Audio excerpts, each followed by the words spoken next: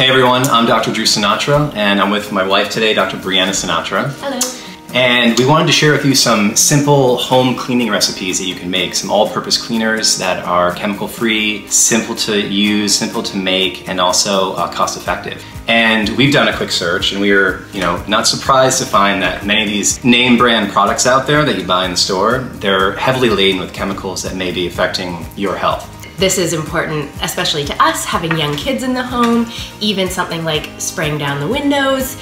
A child might lick that window. It happens. And so we need to think, what is it that they're going to touch and what are we going to be spraying on it? And we want to make sure that that is something that we feel good about. All right, our first all-purpose cleaner that we're going to make here is a vinegar-free formula. It contains 1 teaspoon of castile soap, contains 2 teaspoons of baking soda, and 1.5 cups of water. So we're going to start by adding the baking soda. We're going to add 1 cup of that water in there. It's also a meditation when you're doing a home process like this, making some products. I feel like a scientist. All right, we're going to put that cap back on and give it a good shake to mix that water and baking soda. So here we're going to add in that castile soap. And this time you're not going to want to shake it vigorously, because if you do, a lot of bubbles will form, and then that's not great for the spray bottle. So we're just going to want to swirl gently. We can take off that lid again and add the rest of the water.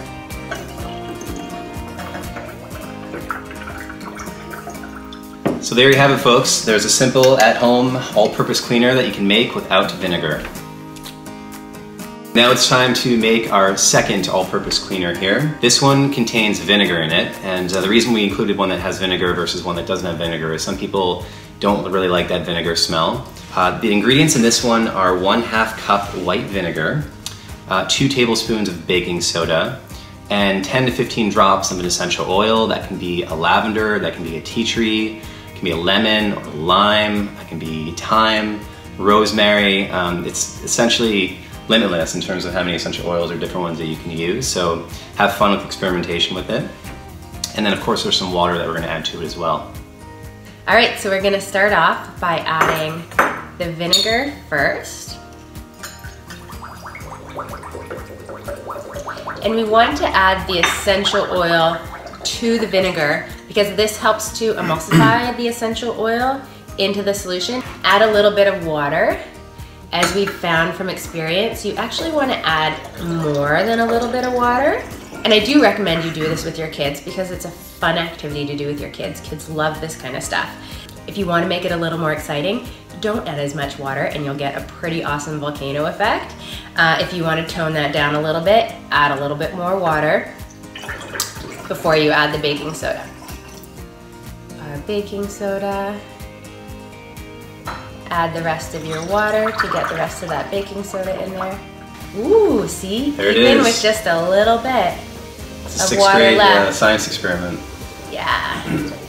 Add on the cap. Give it a swirl. Some pressure builds up, so make sure you have it off. Or you know what? Even just let it vent for a little bit. All right, thanks everyone for joining us. Bye.